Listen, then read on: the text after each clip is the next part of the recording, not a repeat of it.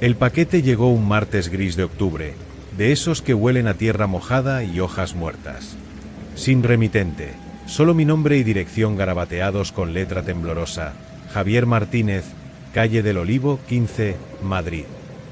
La caligrafía me resultaba vagamente familiar, un recuerdo desdibujado, pero no lograba identificarla.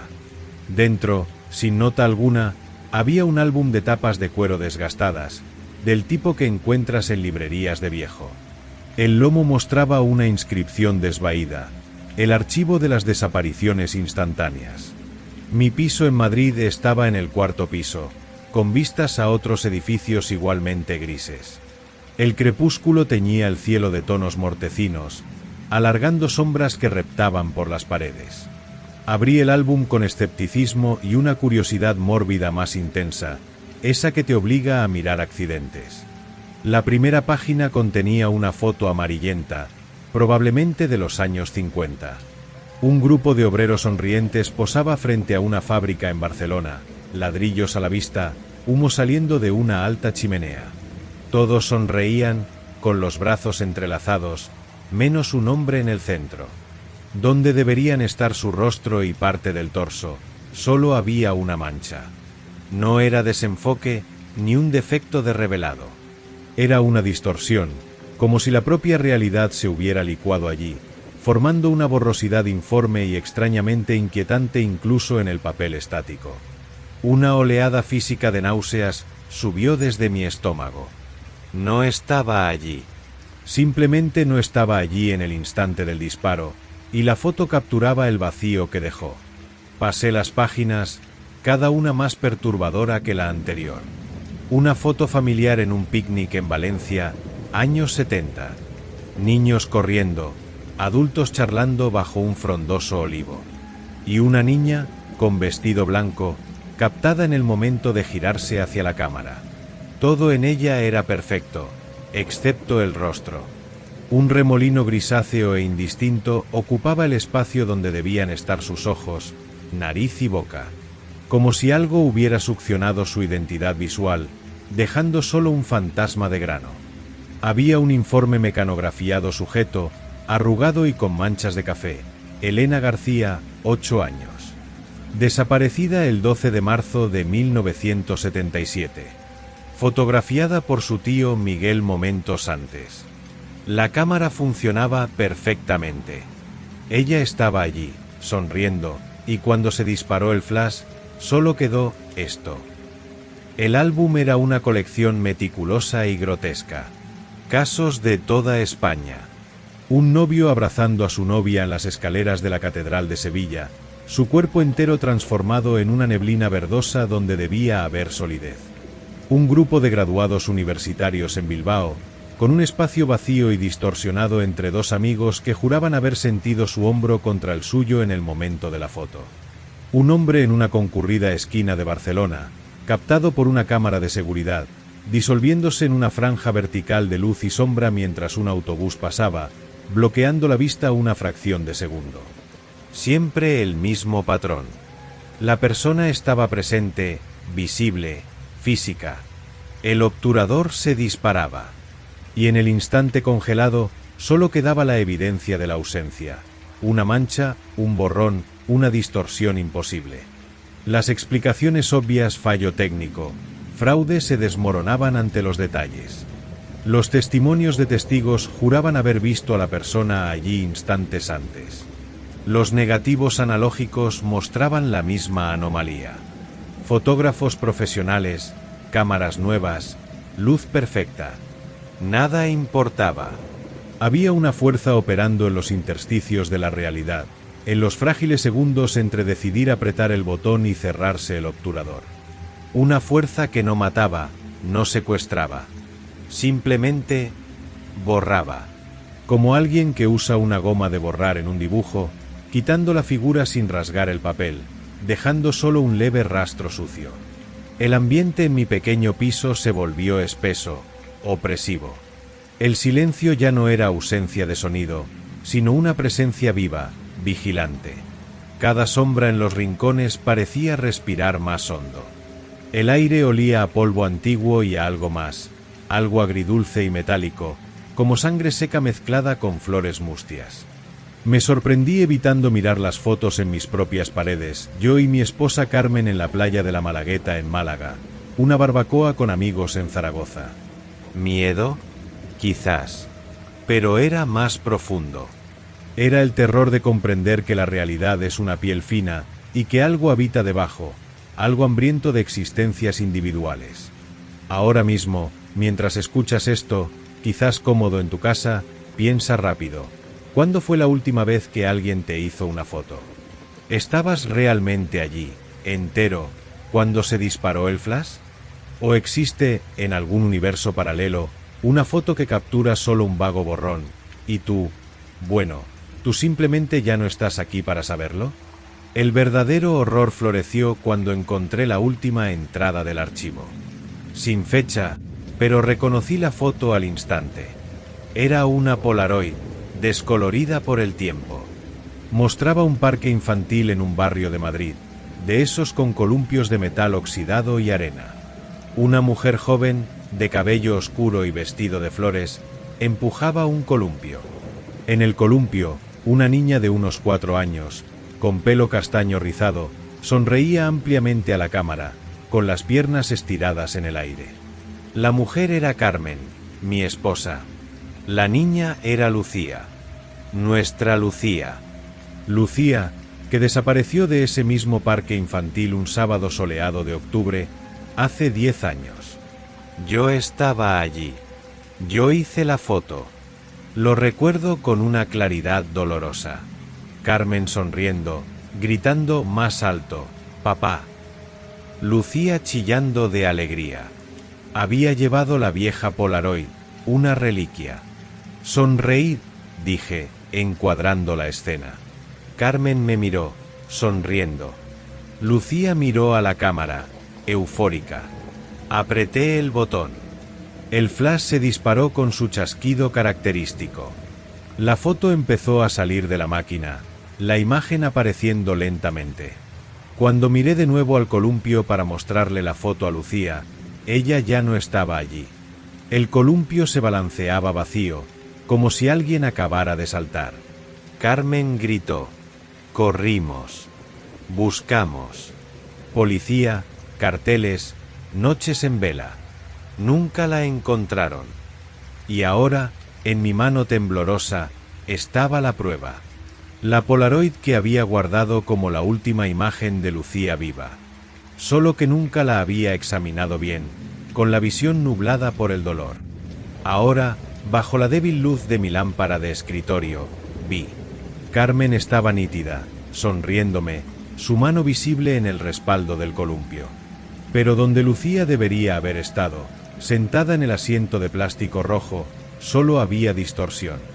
No era un borrón completo como los otros. Era como si el espacio que ocupaba hubiera sido retorcido, estirado y comprimido al mismo tiempo.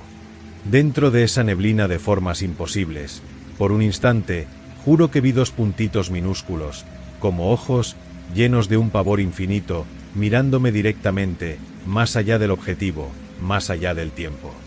Y luego la imagen se estabilizó en ese vacío distorsionado, perfectamente enmarcado en el columpio vacío. Fue entonces cuando me di cuenta. El aire en el piso se volvió helado, de repente, cortando como finas cuchillas. El olor agridulce se intensificó, volviéndose casi sofocante, una mezcla de pétalos podridos y carne quemada. Las sombras en las paredes ya no estaban quietas. Palpitaban levemente, como si respiraran. Y peor, parecían alargarse, arrastrándose por el suelo hacia mí con una lentitud deliberada y horrible. El álbum abierto en la página de Lucía parecía emanar una fría energía negativa, un campo de distorsión que hacía vibrar el aire sobre él como el asfalto en un día caluroso. Una presencia física, inmensa y antigua, llenó el reducido espacio. No veía nada, pero la sentía. Un peso aplastante en el pecho, presión en los tímpanos como antes de una explosión, y la ineludible sensación de estar siendo observado por algo que no tenía ojos, pero que lo veía todo. Que veía a través de todo. La entidad detrás de las desapariciones instantáneas. El borrador. No estaba solo en el álbum. Estaba aquí, ahora. Y sabía que yo lo sabía. El miedo que sentí no fue pánico agudo, sino la congelación profunda de la presa que percibe la sombra del águila. Mi mente gritaba para correr, pero mi cuerpo era una estatua de hielo. Las sombras tocaron las puntas de mis zapatos. El olor era insoportable. El silencio era ahora un zumbido agudo y penetrante, llenando cada espacio vacío de mi cráneo. Miré desesperado hacia la ventana, hacia el mundo exterior, las luces indiferentes de Madrid brillando. Era mi única ancla a la realidad que aún reconocía. Entonces vino el pensamiento más aterrador. Si esta fuerza podía ser atraída por el conocimiento, por la simple visualización de su obra macabra, ¿qué sucede cuando tú, al escuchar esta historia, esta descripción detallada del archivo, formas inevitablemente en tu mente la imagen de estas desapariciones? Cuando intentas visualizar la mancha, la distorsión, la neblina de ausencia en la foto? Cuando piensas en la entidad que mora en el instante entre el clic y la captura? ¿Sentiste un escalofrío ahora? ¿Un temblor inexplicable? Mira a tu alrededor. ¿Las sombras en tu habitación están realmente quietas? ¿O acaso, desde que empecé a relatar esto, se han vuelto más oscuras? ¿Más cercanas? ¿No se ha enfriado el aire, vuelto más pesado? No sientas culpa. No es tu culpa. Pero el conocimiento, una vez adquirido, es una llave. Y algunas puertas, una vez abiertas, no pueden volver a cerrarse. Estate atento al próximo clic de cámara, estés donde estés. Podría ser el tuyo. El archivo de las desapariciones instantáneas siempre está aceptando nuevas entradas.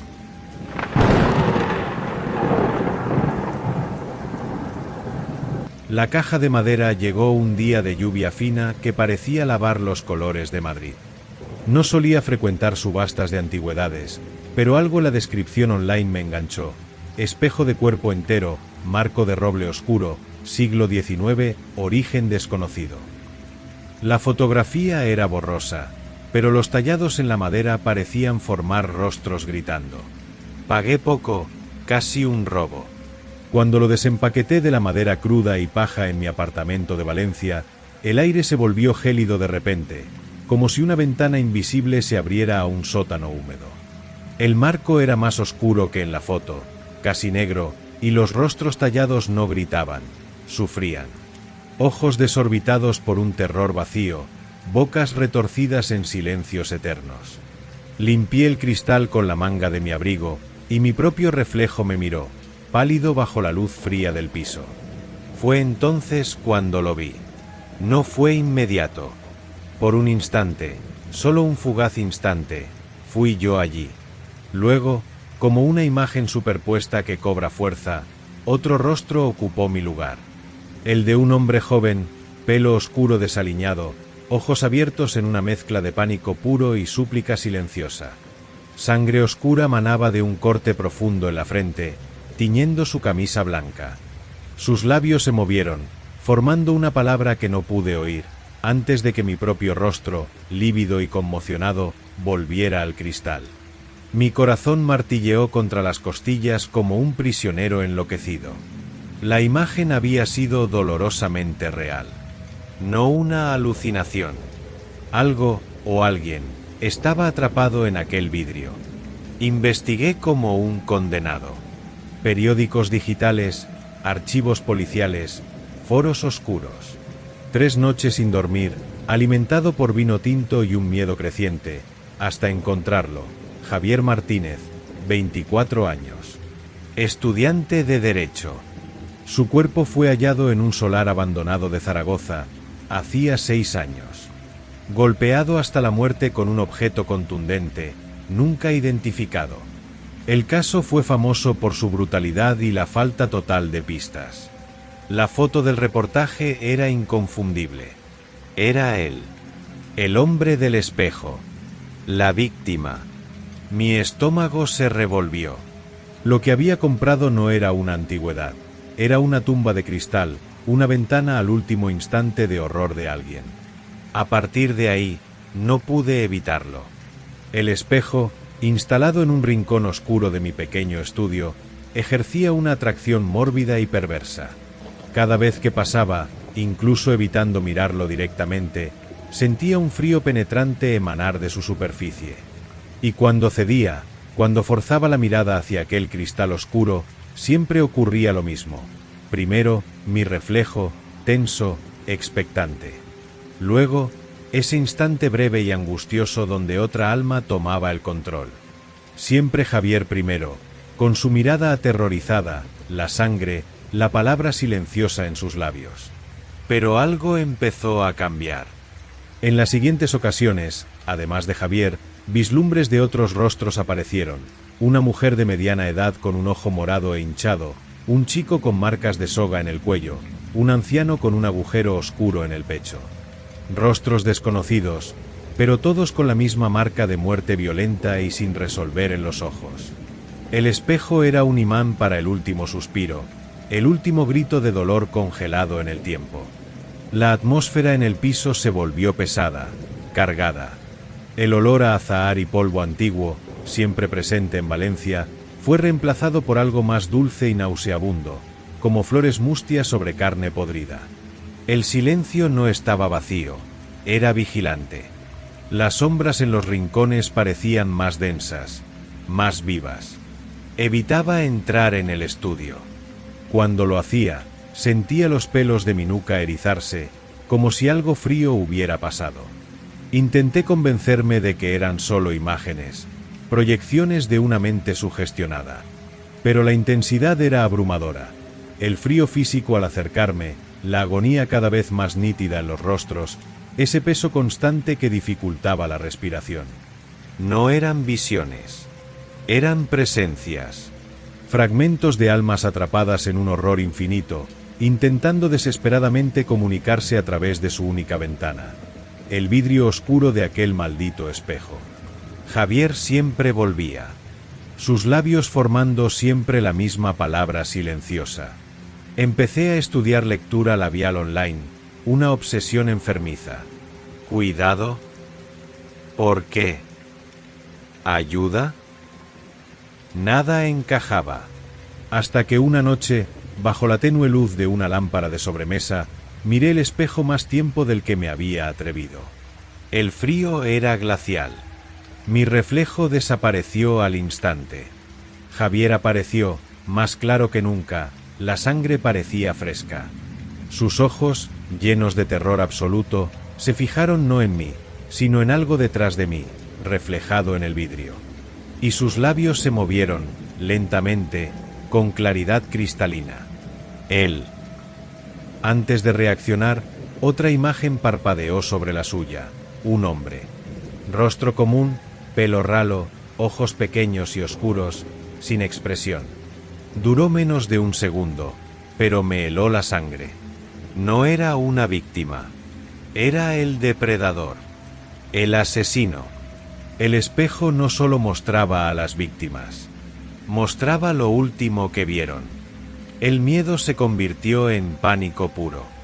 Si el asesino de Javier, y quizás de los otros, podía verse en el espejo, ¿significaba que el objeto tenía conexión con él? ¿Qué podía sentirlo? ¿Saberlo? El piso ya no era un refugio. Era una trampa. Cada sombra era sospechosa, cada ruido en la calle, una advertencia. El hedor dulzón se intensificó. Empecé a cerrar con llave puertas y ventanas, incluso de día.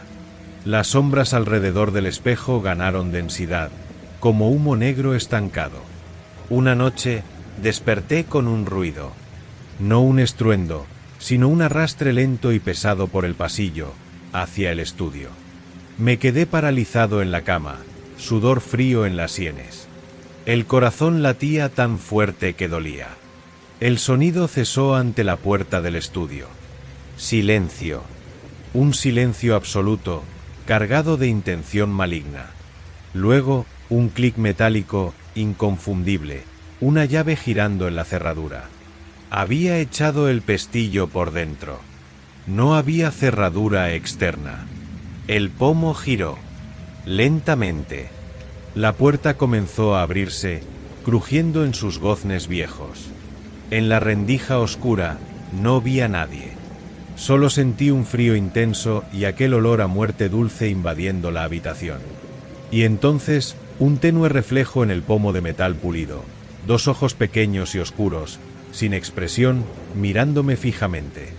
Los mismos ojos del hombre en el espejo. Ahora, mientras escuchas mi voz, cómodo en tu casa, quizá mires distraídamente al espejo más cercano. Es solo un objeto, ¿verdad? Vidrio y plata. Inofensivo. Pero respóndete rápido. ¿Conoces realmente cada reflejo que has visto en él? ¿Has sentido ese escalofrío repentino e inexplicable al mirarte? ¿Has visto, en un parpadeo, una sombra que no era la tuya? El espejo muestra lo que tiene delante, sí. Pero, ¿muestra solo eso? ¿Alguna vez, en un momento vulnerable, ha abierto una rendija, por pequeña que sea, hacia algo que debería haber quedado al otro lado?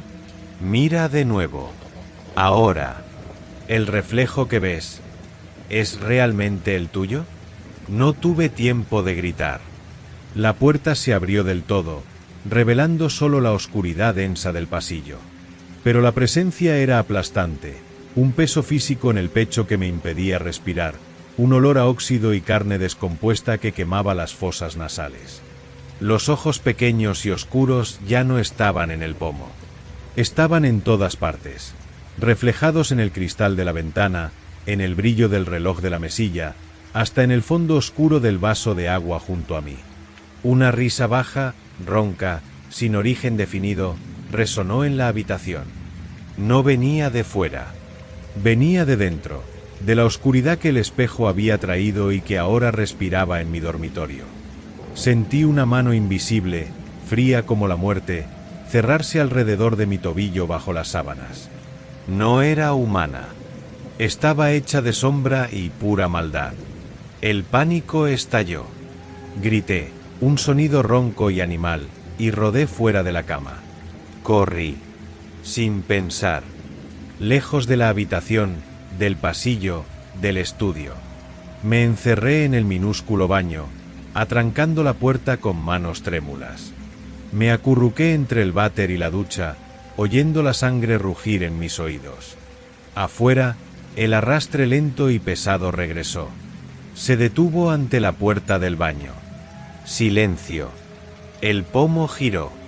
Se detuvo. La risa ronca sonó de nuevo, más cerca, victoriosa. Y entonces, el sonido de uñas, largas y afiladas, arañando lentamente, insistentemente, la madera de la puerta. Rasguño, rasguño, rasguño, como un animal intentando entrar. Sabía lo que quería. No era a mí, era el espejo. Quería volver a su cristal. Y yo estaba en el camino. El archivo de las víctimas estaba abierto. Y la próxima entrada, lo sentía con horrible certeza, sería solo una mancha en el vidrio, reflejando un piso vacío en Valencia. Las uñas seguían arañando. Rasguño, rasguño, rasguño.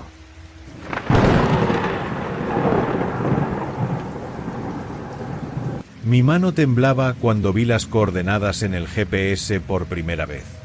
No debería ser posible. 10 grados sur, 150 grados oeste, un punto en medio del Pacífico donde solo había agua por miles de kilómetros. Pero allí estaba, parpadeando en mi equipo de última generación mientras cartografiaba el borde este del Bosque del Diablo, cerca de Barcelona. Era martes, día 13, y el aire cargado de humedad pesaba como una manta sucia. Yo, Carlos Méndez, cartógrafo con 20 años de experiencia, nunca había visto una falla así, burda, imposible. Apagué el aparato, lo encendí de nuevo. Las coordenadas saltaron a 23 grados sur, 48 grados oeste, un lugar real, una finca abandonada en Zaragoza que conocía bien. Mi primo Ricardo desapareció allí hace 6 meses. Su último registro en el rastreador fueron esas mismas coordenadas, fluctuantes, como si el suelo bajo sus pies se moviera. Él siguió la indicación del GPS, le dijo al equipo que era un error del sistema, pero que valía la pena comprobarlo. Nunca volvió. Solo encontraron su mochila, colgada de una rama baja de un olivo, el GPS dentro aún encendido, mostrando 10 grados sur, 150 grados oeste. El mismo punto imposible que ahora me miraba fijamente en la pantalla empañada por mi sudor frío. Ricardo no fue el primero. En la región, las historias corrían como rastros de serpiente en el polvo. Expediciones perdidas, cazadores que desaparecían tras el rastro de un jabalí y volvían diciendo cosas incoherentes, si es que volvían. El señor Valeriano, dueño de la única gasolinera en 50 kilómetros, contó en voz baja, mirando por encima del hombro hacia la muralla verde del bosque, lo del grupo de estudiantes de biología que entró para catalogar orquídeas raras. 3 días después, una chica apareció en la autovía, ropa rasgada, cubierta de barro seco y arañazos profundos. No respondía a preguntas, solo susurraba números, una secuencia interminable de dígitos sin sentido, hasta que, en el hospital de Salamanca, en un momento de aparente lucidez, agarró el brazo de la enfermera y dijo, con voz ronca de quien ha gritado demasiado, que el bosque hablaba. Hablaba en coordenadas, y que eran cebos. Mi escepticismo se resquebrajó como cristal bajo presión. Volví al bosque, no por valentía, sino por una deuda pendiente con Ricardo. Llevé 3 brújulas nuevas, 2 GPS satelitales, una radio de largo alcance. La atmósfera dentro de aquel verde eterno era diferente, más pesada de lo normal. El silencio no era ausencia de sonido, era una presencia activa, sofocante, como si el bosque te tapara los oídos. Los pájaros cantaban menos. El viento no soplaba, solo respiraba, húmedo y cálido, contra mi nuca. Las primeras horas fueron normales, mapeando rutas antiguas. Entonces la brújula principal giró lentamente, como una aguja hipnotizada, y se detuvo apuntando hacia un muro espeso de enredaderas y follaje, donde no había norte ni sur, solo una maraña impenetrable. El GPS-1 se congeló. El GPS-2 empezó a parpadear coordenadas que saltaban frenéticamente, lugares distantes, montañas inexistentes, fondos oceánicos. Lo apagué todo. El silencio se hizo más denso, vigilante. Fue entonces cuando lo oí.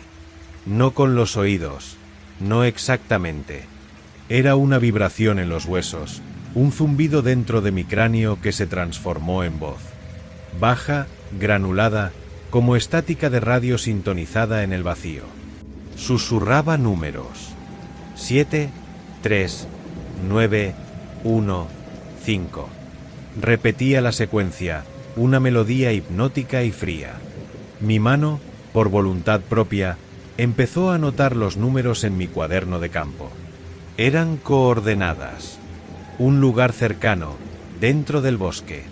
La voz parecía venir de todas partes y de ninguna, resonando dentro de mi cráneo. Una invitación. Una orden. Luché contra el impulso irracional de seguir. El sudor corría en hilos fríos por mi espalda. La voz persistía, insistente, prometiendo algo entre líneas de números, una respuesta, tal vez sobre Ricardo. Era una trampa. Lo sabía, con una certeza visceral que helaba la sangre. El bosque no estaba perdido. Estaba cazando. Usaba nuestra dependencia de la tecnología, nuestra fe ciega en números y coordenadas, como cebo. Las fallas no eran accidentes, eran señuelos. Los que desaparecían eran los que mordían el anzuelo, siguiendo el susurro digital o el eco mental hacia lugares donde el suelo desaparecía, donde las raíces se movían como serpientes, o donde algo mucho más antiguo y hambriento esperaba. Los que volvían estaban destrozados, sus mentes arañadas por una verdad insoportable, el susurro atrapado como un parásito. El hombre encontrado cerca de Toledo, por ejemplo, balbuceaba solo Azimut 215 antes de reír con un sonido que no era humano. El azimut llevaba a un pozo natural lleno de huesos pulidos por el tiempo. Volví otras veces, armado con equipos analógicos, mapas de papel, una determinación férrea. Pero el bosque se adaptaba. Los mapas se emborronaban con humedad que surgía de la nada. Las sombras al final de la tarde se alargaban de forma no euclidiana, creando caminos falsos. Y el susurro siempre volvía. Diferentes secuencias, diferentes coordenadas, pero siempre con aquella misma voz electrónica y ancestral, un contraste que erizaba la piel. Una vez, siguiendo un sendero conocido, todo quedó extrañamente silencioso. Hasta los insectos se enmudecieron. El aire se quedó inmóvil, pesado como plomo. La luz del sol, que se filtraba por un claro, parecía sucia, amarillenta. Fue entonces cuando me di cuenta. Los árboles alrededor no eran familiares. Los troncos eran negros, retorcidos de forma agonizante, y las ramas más altas se entrelazaban formando un dosel tan cerrado que parecía un techo de huesos. No había sonidos de pájaros o animales, solo aquel silencio activo, expectante. Mi brújula, guardada en el bolsillo, vibró como un insecto atrapado. La saqué. La aguja giraba locamente, sin parar. El susurro comenzó, ya no una secuencia, sino un único número repetido como un mantra fúnebre. 4, 4, 4, 4. Era una coordenada que reconocía. El lugar exacto donde el cuerpo de Ricardo nunca fue encontrado. El miedo fue algo físico, un nudo en la garganta, hielo en las entrañas. Algo se movió en la periferia de mi visión, entre los árboles negros. No una forma definida, sino una perturbación en la sombra, una mancha de oscuridad más profunda que absorbía la luz débil. No se acercaba, solo observaba, y el susurro se intensificó, martilleando el número, un golpe rítmico que resonaba dentro de mis huesos. Yo no estaba perdido.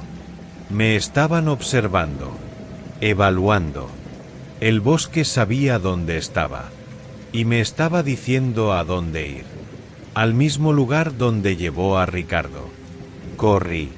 No pensé en dirección, solo en huir de aquel claro oscuro, de aquella presencia silenciosa y del susurro insistente que ahora parecía contener una nota de triunfo perverso. Las ramas arañaban mi rostro como dedos huesudos. Tropecé con raíces que parecían levantarse para derribarme.